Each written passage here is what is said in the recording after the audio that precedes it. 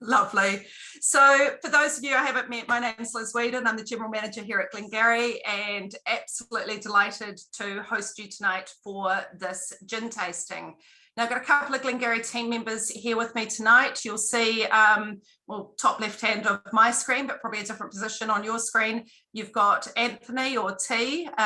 So T's the one that's done the great job in putting all of this together. So T's up there if you've got any questions, and we also have Will, who's probably very well known to some of you. He works over at our Mount Eden store and runs an exceptionally good gin tasting club there. So if you're based in Auckland and once we can do physical tastings, go and see Will and talk to him about his gin club. I'm sure he'd love to have a chat.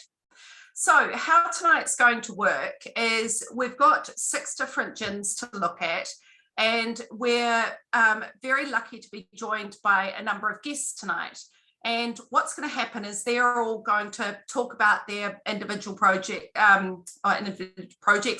So I'm still in work mode from today. Their individual gins, and tell you about them and take you through a tasting of them.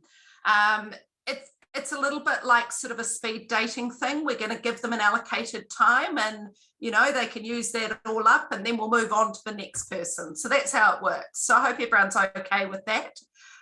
You do have in what we sent out to you, you've got the tasting mat there, you've got all your little bottles of gin, and you do have some tonic water. And just very quickly on the tonic water, Kina Fina, really nice little story actually. Alex, who started this, at the time he started it or went to create it, he was actually working for us at our Courtney Place store in Wellington. And it was at a time where he sort of saw that some gins were going to come on the market, or were starting to come on the market, that were outside the sort of standard range of gin we had in store. And when you think back, I think when he created this, you know, I remember him saying to me, the gin shelf's gone from 1 bay to 2 bays, you know, and he's talking sort of 2 rows. And now it's like 2 whole bays, and if not 3 bays. And he looked at it and went, you know, there's all these amazing gins coming out, but there's no quality tonic water. And he set about to create this. So we particularly like it, and it's a good tonic water if you're going to mix it across a number of different gins. So that's why we're using that tonight. And we've flipped you out a 9-pack of it there. So you've got plenty for tonight's tasting and to enjoy over the rest of the week. So on that, what we're going to do is jump to our first presenter, and the first gin that you want to get, all of the gins have got little labels on them there, but you want to get, I believe, the Isle of Harris, and we're joined by Louis, who works for the importer of Isle of Harris. I'm not wrong, who's going to, yeah, I'm right, good. So I'll unmute you there and let you take us away with telling us all about Isle of Harris. Okay, thanks, Liz. Hello, everyone. Lovely to join you all this evening. Despite my very French-looking name, I actually am from Scotland as well. I'm not just employed just for this accent, though. Yeah, I'm here to talk a bit about Isle of Harris. I work for Whiskey Galore, based in Christchurch. Maybe I've seen some of you guys down there. We're a pretty small little place, but we do import some rather interesting whiskies, of course, but we do import some gin as well. This is the ball here. Just to thought, sure, we'll go more into this a bit later, but it's quite a beautiful ball. But maybe some of you have been to Scotland or been to the Isle of Harris. If you haven't been, it's a very remote part of Scotland, right on the west coast in the Hebrides. And it was founded in 2015, so it's a fairly new distillery. It's known as the social distillery. That's what they call it on Harris. So there is no sort of parent company or sort of larger organization that owns the distillery. It was founded by a gentleman called Anderson Bakewell. So he had actually had a property just nearby on Harris, a little place called Tarbet.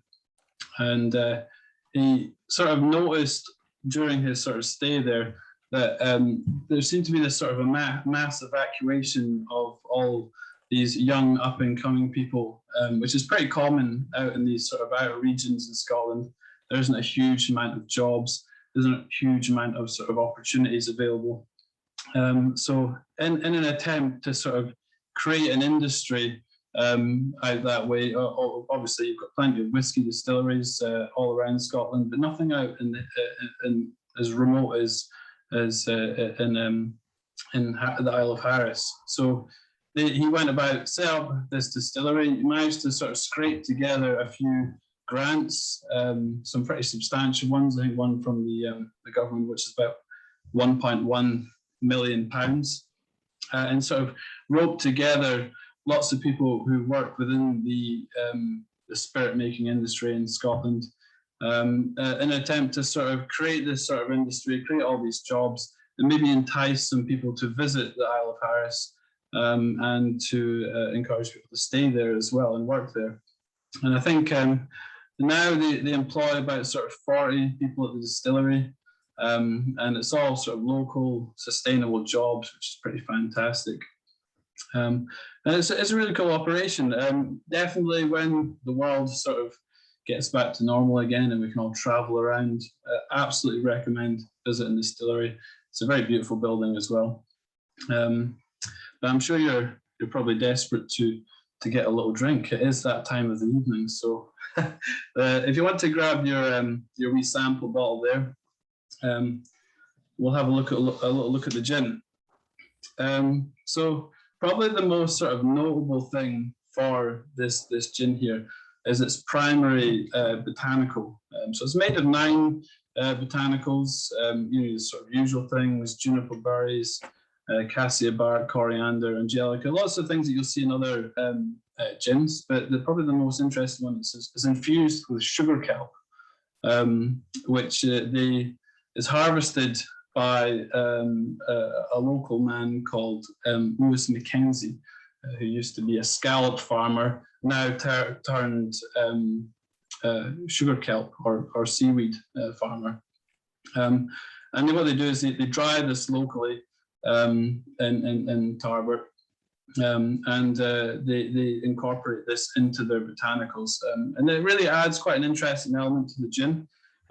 It's 45%, so it's got a reasonable sort of strength to it, and the sort of sugar kelp adds this kind of seaweedy, salty, maritime note, but it is still a very sort of straight up sort of classic style gin. It's very juniper forward as well. You get lots of notes of sort of pine, a little bit of pepperiness, quite citrusy, a little bit salty. But I like to think of it as being quite sweet as well. There's a really nice sort of sweetness to it. And in terms of sort of serving recommendations, the distillery sort of recommends to serve it with a slice of grapefruit.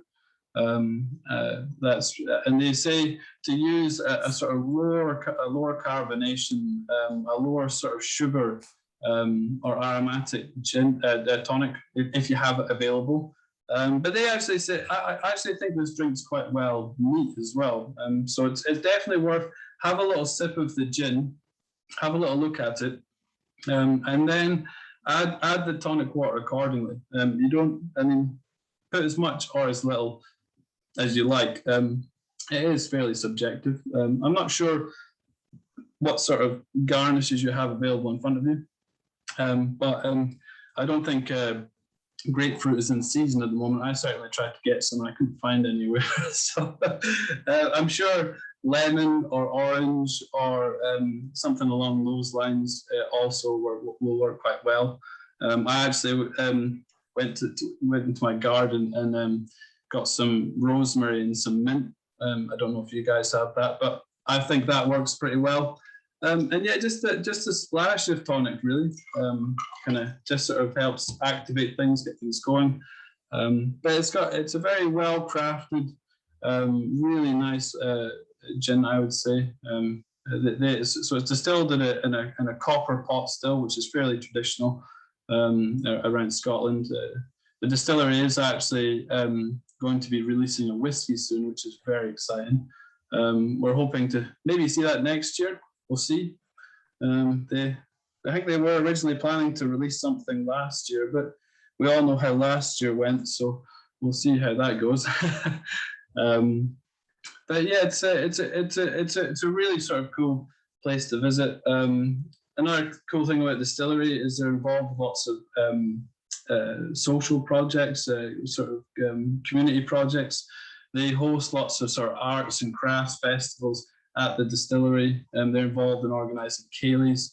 And they actually employ local designers to sort of submit their designs for the Harris tweed, which maybe some of you guys already have the Harris tweed jackets or things like that. But yeah, pretty cool thing. But yeah, have a look at it, and feel free to fire off any questions as well. One other thing that I just remembered, another cool thing that they're doing, although they've got this rather elegant and very beautiful bottle. Don't know if clear you can see that. It's probably one of my favorite gin bottles, but I would say that, of course. But it's this sort of spiraling wave pattern. You can see is sort of influenced by the local sort of coastal influence there, but very much like the sea that forms around there.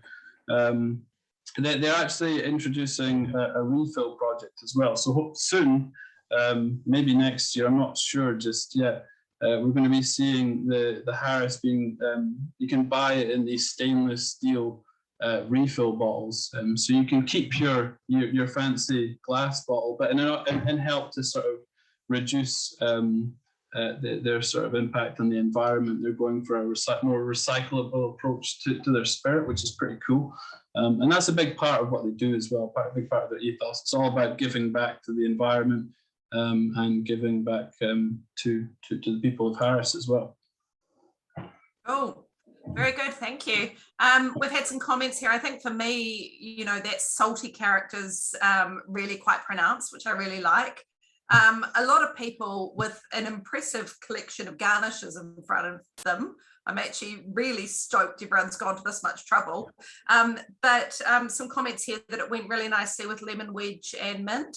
And yeah, actually someone else who's also tried it with lemon and mint. So any other comments or any questions for Louis on that?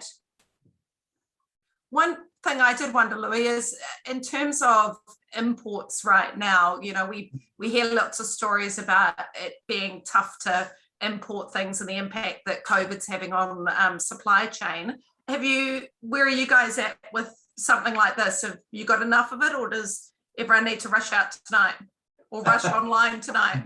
Well, I mean, I could incite a bit of panic by buying here and say, everybody quick, run out, grab your bottle of Harris. But there has been, a lot of difficulties, and I know a lot of people within the industry have sort of suffered from this over the past year and a half, almost 2 years now. But thankfully with Harris, despite it actually being almost unavailable back in Scotland and back in the UK, we managed to procure quite large amounts of Harris. And a big part of that as well is, trying to get ahead of those sort of lead times. But getting spirits actually sent from Scotland is becoming a bit of a nightmare. Many of the bottling halls across Scotland are all backlogged. There's a shortage of glass, there's a shortage of corks, there's a shortage of boxes to put things in, which is causing all sorts of delays, as well as shipping containers being held up, and the Suez Canal seems to be blocked every 5 minutes now, so it's a bit of a nightmare. But no, thankfully we do expect to have good amounts of Harris, touch wood. But having said that, I'm sure you guys have all experienced it as well, but over lockdown, I think everybody has been maybe hitting the bottle a bit harder than usual. So we'll see if it lasts. We'll see how it goes. Cool. Yeah. Very good. Well, thank you, Louis. Fantastic gin to start tonight's tasting off with. So thanks for jumping online and spending the time presenting that to us. Much appreciated. No problem. Thank you very much for having me. Enjoy the rest of your evening, everyone. Cool. Very good. Thank you. Okay, guys, what we're going to do next is we're going to go to Darnley's, and we're going to go to Will. Will, I'll ask you to unmute yourself there. So Darnley's is a wonderful gin that we actually import here at Glengarry, and Will has made himself our resident gin expert, so we've called on Will to talk about Darnley's. So over to you, Will. Gosh, after that introduction, I don't know where to start. I am by no means an expert, but definitely a lover for gin. So I feel slightly spoiled to be able to actually join you guys this evening. So yeah, we are going to stick with the Scottish theme, but we're going to head up towards Fife in the north. Here, as Liz touched on, Darnley's is a gin selection that we do proudly import ourselves, alongside Wings Malt, which is independent bottling and blending producer that we also bring in, and they look after these guys. Their journey kind of started off as well. Most stories, you know, they kind of fell into it, but they had a love affair for the elder that was growing naturally among the area. So this being the original one is aspired to, I guess, pay homage to that elderflower experience. They haven't gone for the full 9 botanicals of the previous one, so they've just left it at 6. So you got the juniper, lemon peel, coriander, and the likes, and of course elderflower, which is what they say is their main or key ingredient. One thing I would notice after trying the Isle of Harris is that one had a kind of almost nice drying tactile sensation from that. This one here on the nose, it's much more, dare I say, pretty. It's more of those lovely sort of natural floral kind of characteristics. And tasting it neat, it almost tastes, dare I say, a bit sweeter.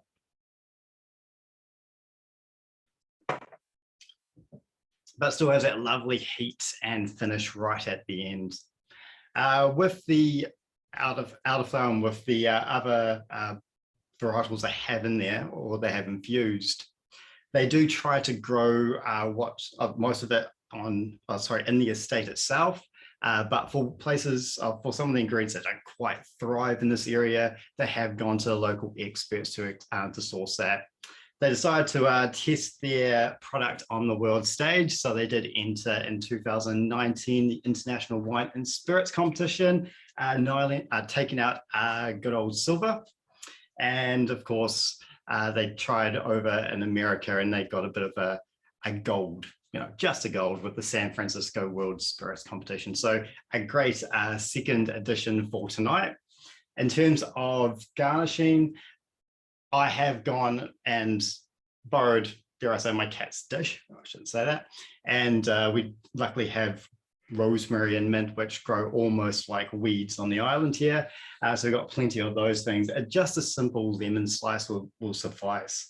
And on the same theory, with the tonic water, I like to tell people you don't want to drown it. You can easily add more. So I think this is one that I would start my journey with a 1-to-1 ratio. And if I feel it's a bit too warm, give it a little bit more splash, throw in a lemon, and then you've got your gin and tonic for the night. Cool. Any questions? Yeah, it's very smooth. Well, like trying it neat first, really enjoyed it, and like your descriptor of it being very floral.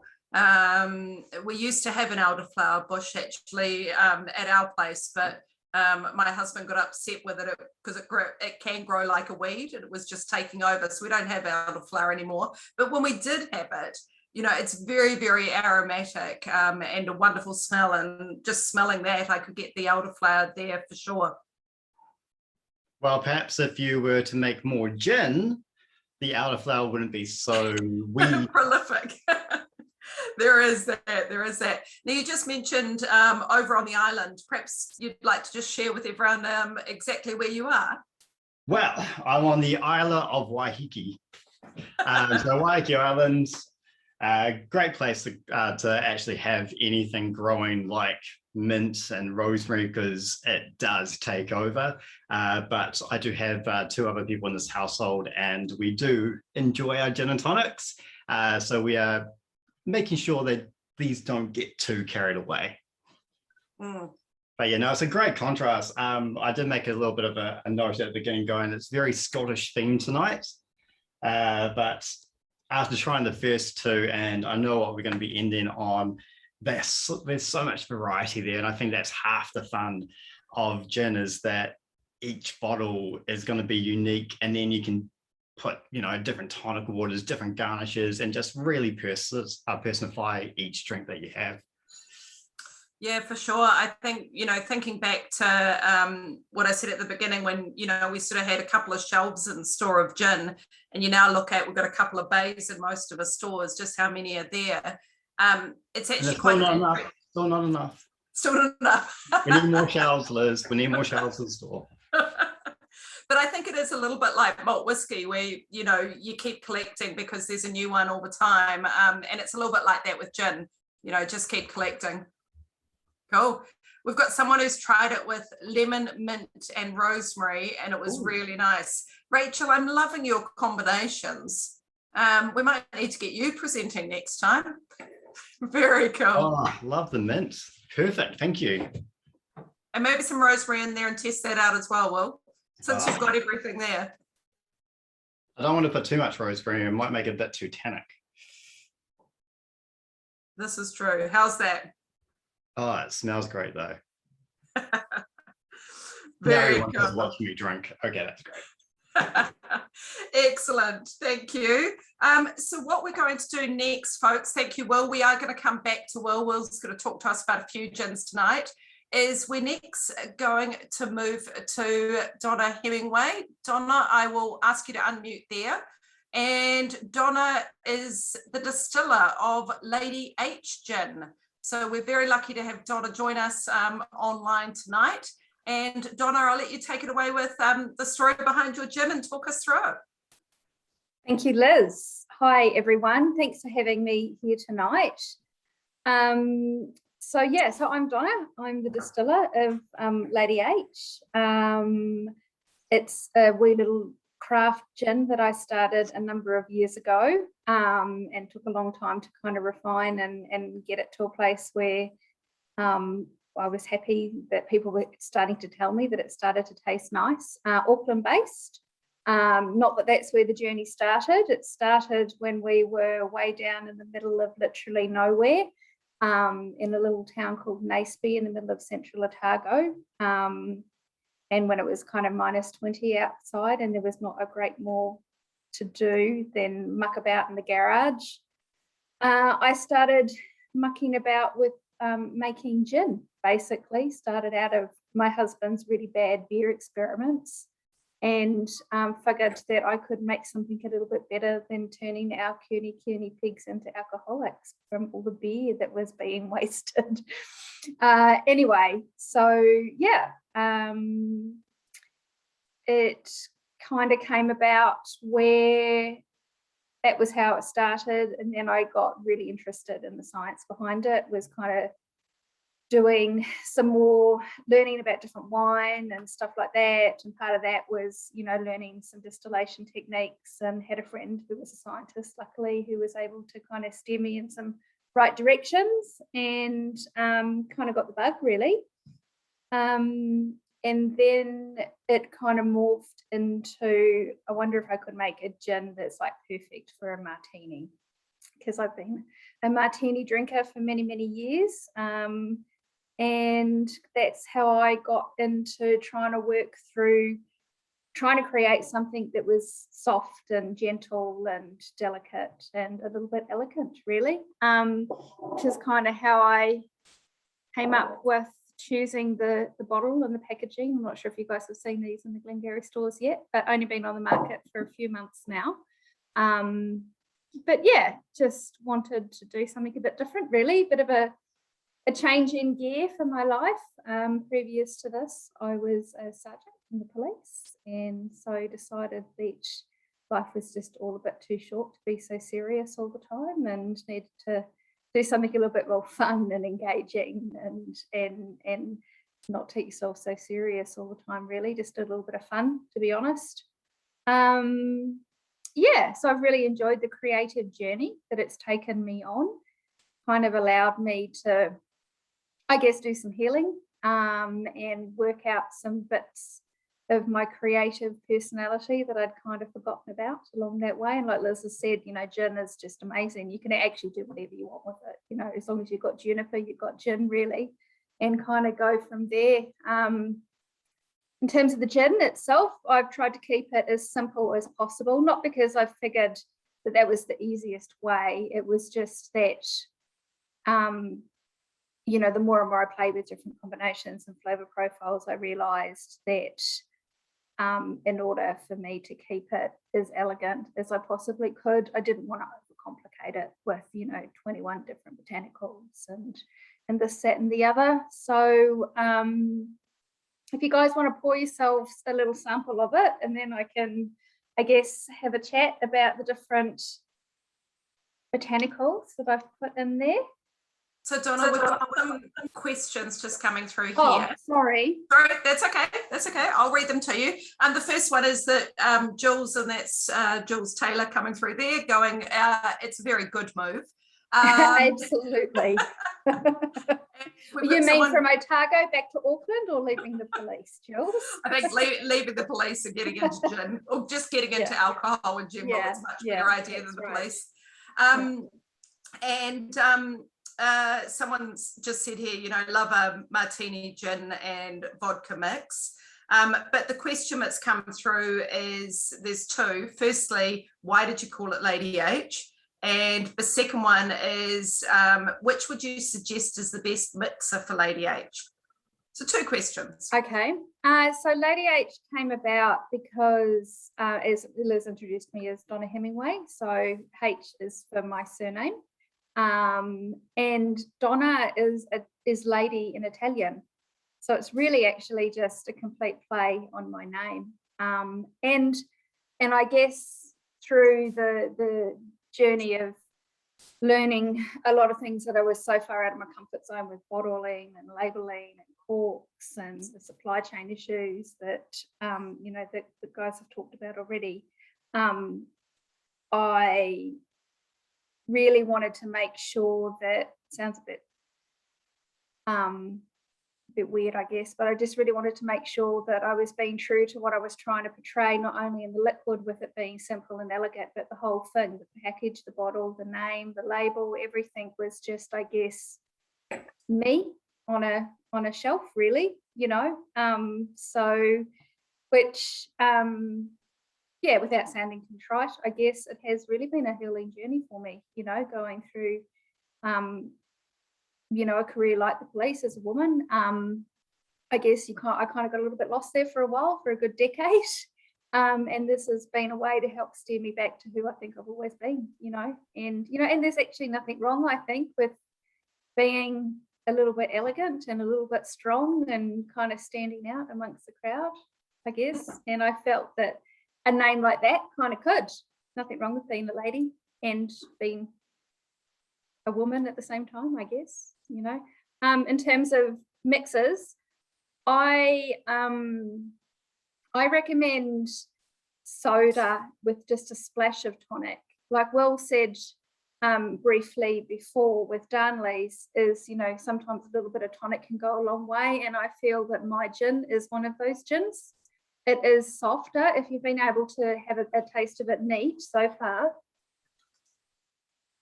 it's not really that big punch of citrus in the face that sometimes gin can be, you know. And so by having it with mainly soda and then that splash of tonic, I feel as if you're able to experience the gin and taste the gin, and also get the lovely tonic flavour that we all enjoy and recognize a G&T as being, but with being able to actually still, you know, taste the gin underneath all of that. And the Quinafina is lovely, actually. It's got that lemon punch coming through that, you know, especially on a really hot summer's day, you know, all you need is a little bit of tonic and a slice of lemon, and actually you've got a really lovely, refreshing gin. But equally, I guess, you know, on a night like tonight, for instance, having a quill of cinnamon, you know, will bring out those more subtle botanical flavors that are in there, you know. So what I've used is juniper, because it's not gin without juniper, coriander seed, which is where the majority of the citrus flavor actually comes from. And then a combination of orris root, which is the root of the iris plant, which is where some of those softer florals are coming from, angelica root, which is often associated with your aniseedy, licoricey type flavors, that warmth and balance of cinnamon. I've used fresh citrus in the gin rather than dried citrus, because I was finding that I was just extracting way too much bitterness really from the oils and the pith of the skin, which is what's traditionally used in gin distillation. And then a little bit of a sweet finish with some dried fruit. And so because I haven't gone super forward on some of the harsher oils with citrus in there, I feel as if I've been able to bring some of those softer, delicate botanicals that often get so overshadowed by the citrus that you get in gin, that allows them to come through to the forefront. And that's why, you know, a little bit of quill of a cinnamon can let that come through. I hope that answers the question. Yeah, that does. And lots of people here coming through. It'd be clear to say or read from this that huge amount of respect and very excited for you that you made the decisions that you did. So some lovely comments there. Thank you. Yeah. Oh, yeah. And the gin's looking very good. So, you know, as you said before, it is, you know, like down leaves that we import from overseas and you only find in a Glengarry's store. Lady H is a gin that in New Zealand you'll only find in Glengarry's as well. So, you know, we're always on the lookout for good products, and clearly this one meets our criteria for sure. So we're excited to have it sitting there. So yeah, thank you. Well, not so much sitting because it keeps flying out the door, but anyway. I know, it's a great problem to have. Thank you. It is. Cool, very good. Are there any more questions for Donna? I know Donna's got the other gins there, so going to stick around. But before, so we can come back for any questions. Yep, so what we might do is we'll move on and then we'll come back, Donna, if we've got any more questions there. And what we're going to do, folks, is move on to Four Pillars. And we're going to move to Chesney. Where are you? You're up there. Hi. Hey. Hi, everyone. All right, got to shake it up a little bit. I don't have a gin that's from Australia. I don't have a gin that's from Scotland or New Zealand, sorry, but I do have a gin from Australia. So we're going to go just across the ditch for tonight. So hi, I'm Chesney. I'm actually a Glengarry alumni, proud ex-Glengarry staff member. So it's great to be able to talk to you guys about Four Pillars today. So basically, Four Pillars are situated right in the heart of wine country in the Yarra Valley in Victoria. So a lot of the gins are really informed by this idea of craft and by meticulously focusing on the quality of the product. And obviously because of the Wine Association, a lot of people are very familiar with the Shiraz Gin. That's normally when I tell people I work for Four Pillars, they go, oh, I love your Shiraz Gin. And that's kind of a staple of where they're situated. So actually the funny thing about Four Pillars in relation to Quinafina and their story is that originally the founders set out to do a tonic company. They were pretty much having the same thought process, looking around and going, well, there's lots of fun gins, but we want to get in on this tonic craze.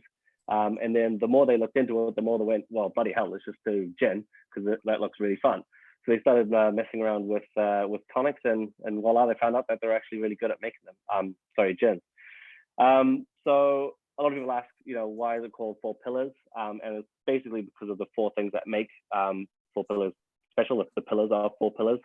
So that's excellent water, excellent botanicals, the best stills that money can buy, and just being uniquely Australian and focusing on the craft element. And I think that's what really comes through. So I think really what makes Four Pillars is the three founders who made it. So it started with Stu and Cameron, and they did this whirlwind tour of craft distilleries in the States when they were first getting started, and they called it a business trip. But a couple of Aussies traveling around the States trying gins, I'm sure you can pretty much figure out the rest that it wasn't exactly a business trip.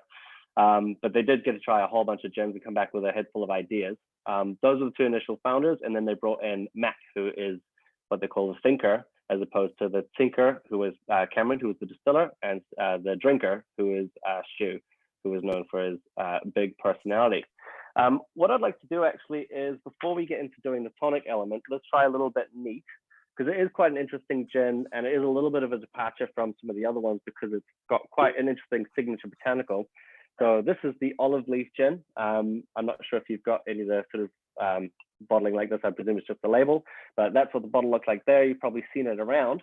Let's just do a little nip by itself. And I'd like you to really take a bit of time and give it a good smell, give it a little taste with lots of saliva in your mouth, because it's got a little bit of a salty, olivey, briny character. But really what also makes this interesting is you might notice that it's got this wonderful breadth and this lovely length and weight. And that's actually because of the macadamia nut, which is one of the 11 botanicals that went in there. So there's quite a lot of botanicals, and I'm curious to see if you guys can pick out a lot of this. One thing that makes it really unique is that they actually use extra virgin olive oil. Just they dumped in 3 different types of extra virgin olive oil into the boiling spirit, and that has brought out a lot of those volatile oils that you get from extra virgin olive oil, brought the flavor into the gin without it being cloying or over the top.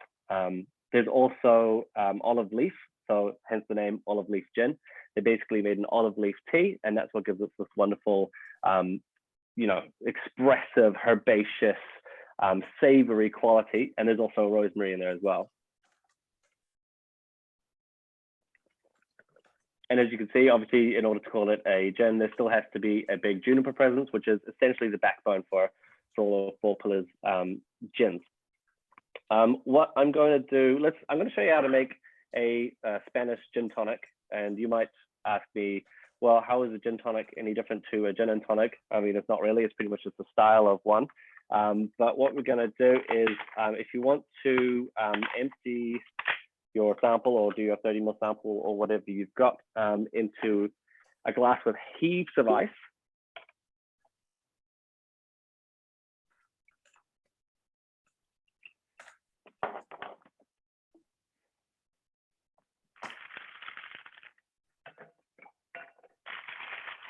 It's risky making glasses of drinks in front of a flat top.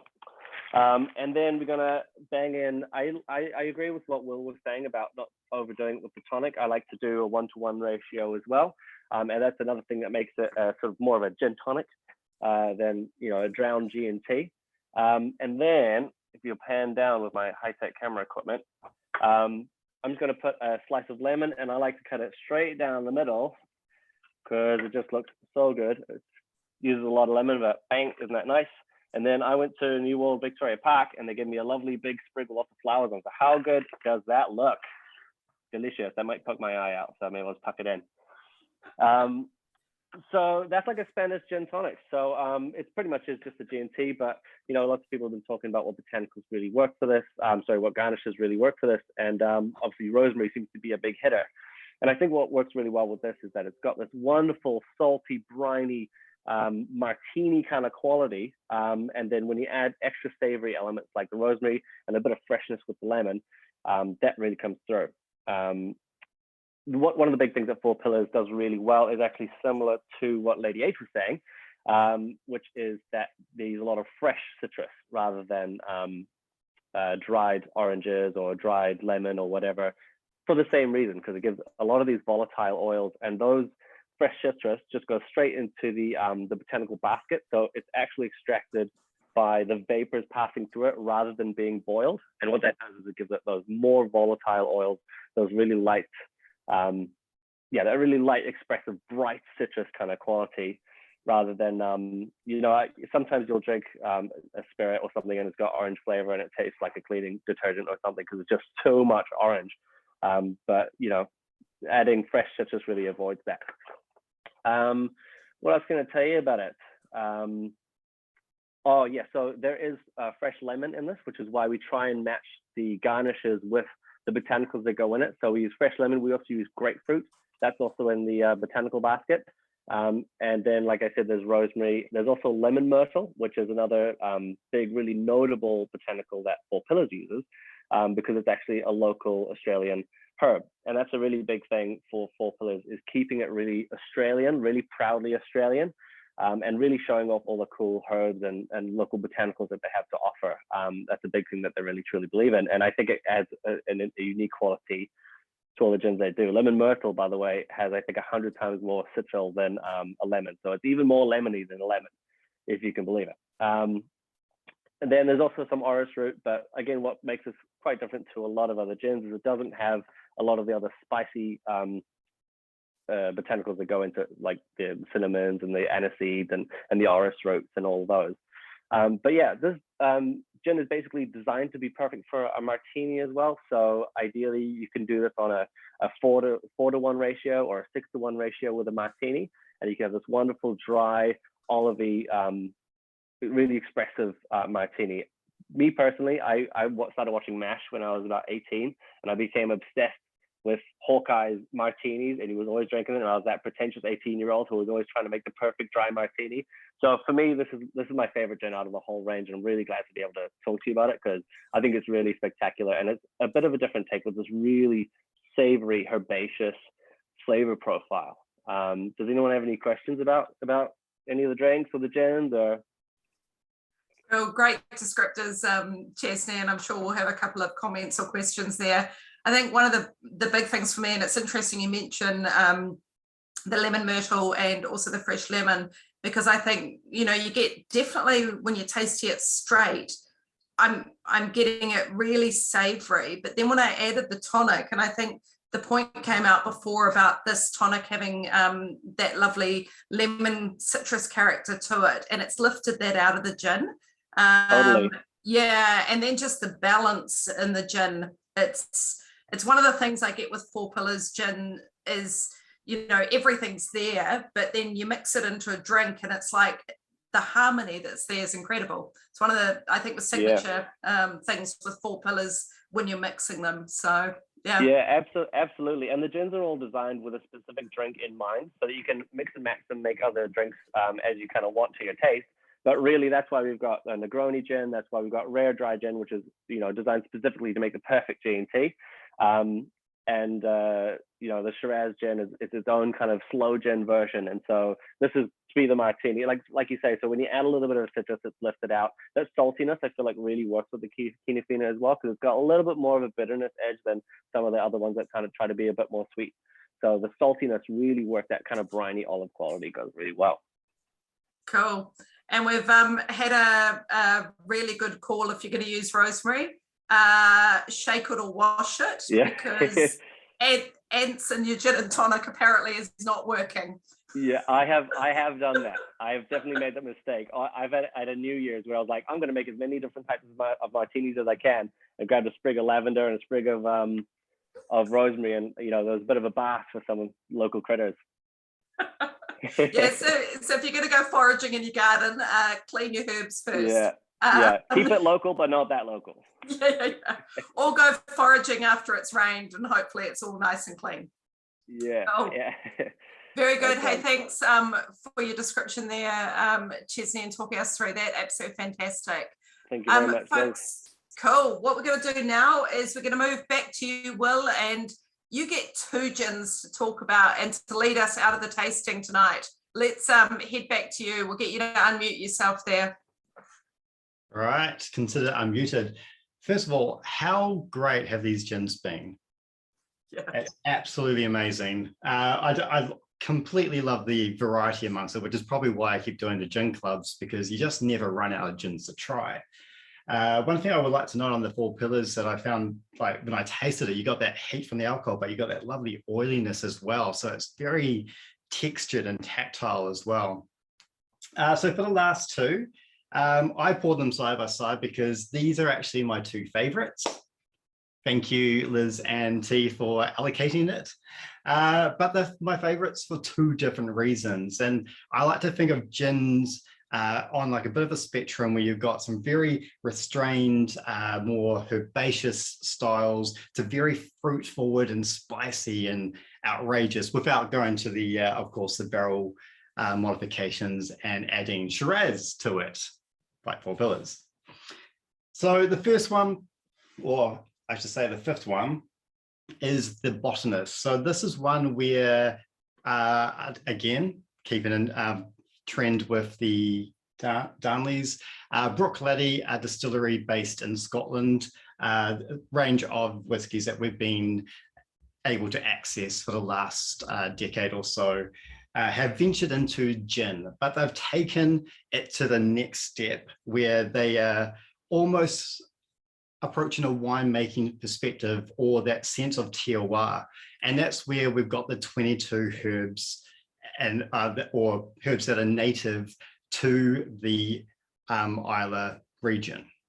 But that's not to say that there's only 22 herbs, 22 infusions there, which if you can read Latin by a bottle, you can read through it. It's quite fun. They also still have the 9 other traditional infusions such as the juniper, orange, citrus, licorice, etc. So there's about 33 infusions into this masterpiece. Another great thing about what the botanists are doing, going to their sort of homage about respecting what is around them, is they have joined what's called B Corp, which is a certification. It's about 3,000 different businesses have signed up for, and there's a high level of compliance required. And it's all about businesses taking a charge. It's all great for us to go and, be nice to the planet ourselves, and, go for organic or biodynamically produced wines or products. This is now a business initiative. And I believe, correct me if I'm wrong, we do have Montredon, who are also part of it, who make some great Southern Rhone wines. And this is something that I quite respect. I have a very sort of strong connection with keeping the environment in the world where we live in safe and secure. And often we get rewarded with having better yields, better crops, better food production, etc.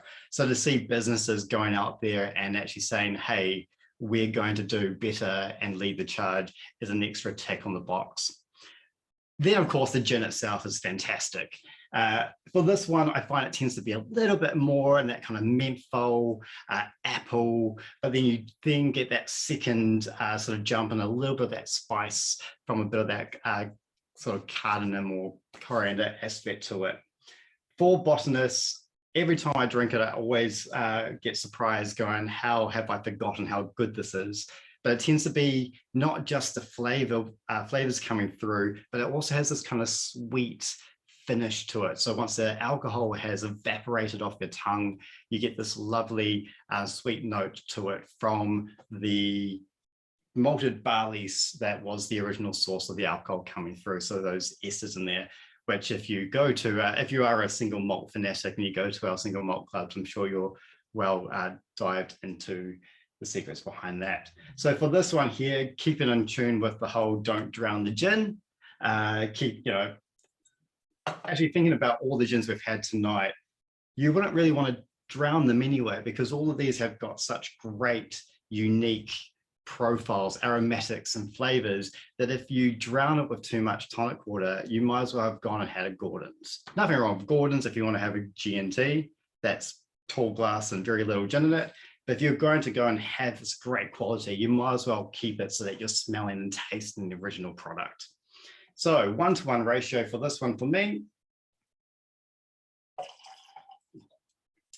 And depending on which way you want to kind of throw it, if you want to try and make it a little bit more sort of citrus or aromatic on the nose, you can add a little bit of orange to it. If you want to enhance the tartiness or the crispy citrus characteristics, throw in the lemon, or a bit of mint will help to enhance those natural botanicals from those 22 native herbs in there. So that's where you can make a decision on which direction you want to take your journey on for the Botanist. I feel like after that lovely Four Pillars olive, I will like to go down a bit of a minted journey. And maybe I'll just throw in a lemon because I quite like to have something a little bit more zesty tonight. Give it a bit of a stir. Ah, beautiful.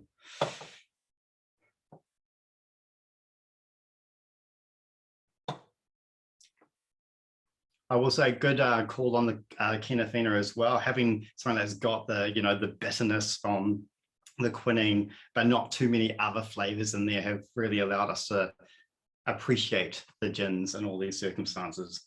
But that's got that lovely lingering finish to it. Moving to a more local, we're going to Scapegrace. Sorry, So, Will. Just before we move off Botanist, Jules has pointed out a really good thing with Botanist. It comes in a 1.5 litre bottle as well. Well, and yes, okay, I should have. In my Instagram tasting I did earlier on this month or last month, I did say that it is one of the things where they do appreciate bigger is better, and you can never have too much gin. So you're bang on there, Jules. It does come in a 1.5, and the 1.5 also has the Latin species names of all the 22 native herbs, etc., on there as well. So that might be a little bit easier to read. You still have to know Latin though. But if you do want to know, I have got a list of them here. But if you go onto their website, that's actually quite a nice interaction. You can click on each of the individual herbs and it tells you, you know, their history, their flavor profiles, if it has any health benefits to it, because some of these are very much that sort of alchemist, early pharmaceutical type extraction. Cool. Good. We'll let you go on. We'll let you go on for last, gin. All right. So Scapegrace, sticking home for this one. You might be familiar with the classic. So that would be the equivalent of this little one here, but with the silver disc on it. So that one there is the classic one. It has 12 herbs and florals and whatnot infused into it. For this one here, the gold, we're going to go up in the alcohol. So this is a navy strength of 57%. And to keep that extra heat in check, the dynamic duo Mark and Daniel have added one extra ingredient to make it unlucky 13, or lucky in their case, I'll go on to in a second, and added tangerine peels to it. So that's the only difference, is higher alcohol and tangerine peels to add on to their coriander, cinnamon, lemon, orange peel, angelica, orris root ends. But they were very well rewarded, and in the International Wine and Spirits competition, they took out a gold for it. So their unlucky 13 was very, very lucky in their circumstance. Nice sort of parallel to finish on, because I find that these two, the reason that I love both of them is they are very different. So you actually do notice a bit more that spicy and earthy tones coming through, and a little bit of that sort of more bitter, citrus, pithy aspect in the Scapegrace that you may not have picked up as much of in the Botanist. For this one here, I should stop swearing. I would encourage you to try a little bit straight. It is 57%. So if you're not used to trying higher alcohol spirits neat, then you don't need to.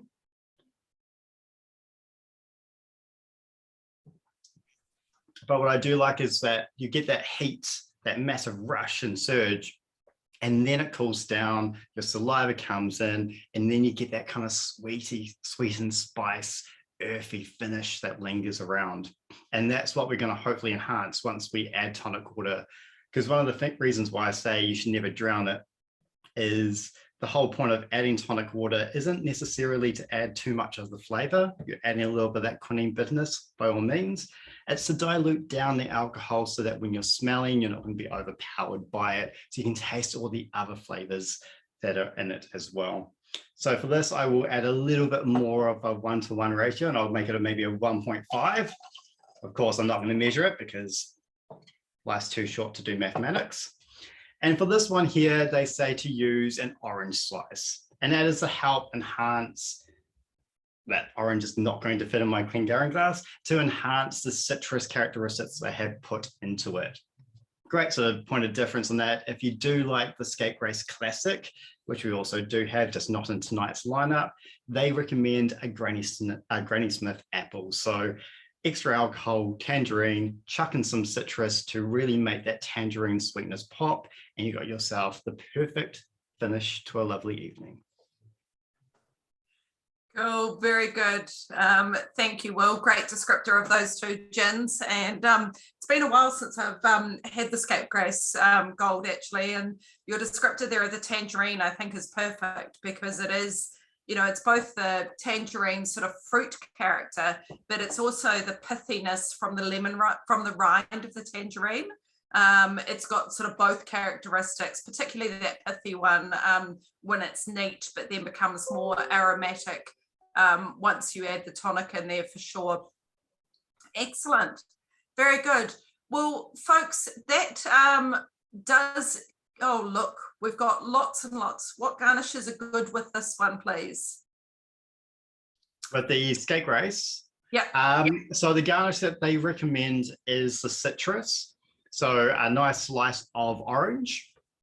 But of course, going back to what I said about the Botanist, the whole idea of a garnish is not just to make it pretty, it's to help direct the journey of the gin and tonic you want it to go in. So the great thing about Scapegrace is they have a lot of spices, they have a lot of citrus in it, they have those roots, the nutmegs, coriander, etc. So if you prefer something that's going to be a bit more savory and earthy, then you don't add the orange. Perhaps add the Kinafino is great, but maybe the East Imperial Burma tonic that has a lot more quinine in it, that will help give you a bit more of that savory undertone to it. Or if you want to really make it just have a little bit of that kind of minty, mentholy characteristic, chuck in a bit of mint, chuck in a lemon. I think it's one of the great things about having, maybe the small bottles are not quite a good idea in this circumstance, but when you do get a bigger bottle, is that you can actually have a little bit of fun with it. Grab a tonic water, get an array of different garnishes, and actually pop them through and have a trial and error and see how you like it. That's kind of the format that we do at our gin clubs, is we have different sodas, tonic waters, different array of garnishes, and we try it neat. Then we go on our own adventure, and then we have a talk about what sort of discoveries we have found in the process. But yeah, citrus is their recommendation. Cool. Very good. Nice summation there, Will. And I think Donna's just commented there as well, as I think, you know, the garnish with a gin, or what you're going to mix it with, makes it into a different drink. And that's going to depend on what the occasion is, who you're with, what your mood you're in, whether it's sunny outside or whether you're sitting beside the fireplace. And, you know, it's one of the wonderful things with gin is it's got so many different botanicals and different botanicals between all the different gins. You know, once you then do add the garnishes in it as well, you've just got an endless array of possibilities, which is fantastic. So on that, folks, that does unfortunately bring us to our last gin tonight to have a look at. Just a couple of things I wanted to share with you is, one is just to say a big thank you to those who have talked to us tonight for giving up their time during lockdown to have a chat with us about their gins. Thank you very much. Also, just thank you all for joining us online. I hope you've enjoyed the experience. And to let you know that we do have this Saturday another tasting coming up. So Saturday at 4 o'clock, and it is gin themed as well. But it's going to be how to make cocktails with gin. And it is all about Hayman's Gin. So we've got Kenny, who's the brand ambassador for spirits, but including Hayman's up at Hancock's, so our sister company. And he's going to take us through how to make 6 different cocktails with Hayman's Gin. And talking to him this afternoon, if you're sitting there thinking, I can't do that because I don't have anything at home to mix the cocktails in, I've just tasked Kenny this afternoon with doing the entire session using household utensils. So he's not allowed to use a cocktail shaker. He's got to use things that you would commonly find in a Kiwi kitchen. So I'm looking forward to that class and seeing what he comes up with. And with someone note that East Imperial is in cans now. Yes, it is in cans, which is very cool. A 10-pack of cans, which if you haven't tried it yet, it fits into your fridge very nicely and they just roll out beautifully. And we are using those this weekend with the cocktail class. So yeah, that's coming up. And I see we have a birthday tonight. Where is our birthday girl? We might need someone unmuted. Hi. Hello, happy birthday from everyone watching. Thank you. What a wonderful thing to do for your birthday in lockdown. Yeah, I thought it was a great way to celebrate my birthday. I think everyone might need to grab a glass. Have you all got a glass of something? 2 seconds, put something in your glass if you haven't. Right, and there we go. We're all drinking a happy birthday to you. Cheers. Thank you. Wonderful. Excellent. So thanks very much for joining us, guys. We will send out a recording of this and also a link to where all the products are on our website, because all of these are available. If you're in Auckland, you can now click and collect. We are also doing same day delivery if you get orders in by 1 o'clock, and next day delivery after that. So within the central Auckland area, well, it's not really central, it's about 10 kilometres from the centre actually. And if you're in Wellington, the team would love to see you, but do ensure you bring a mask when you come in store. Other than that, cheers and enjoy the rest of your evening. Thank you. Cheers.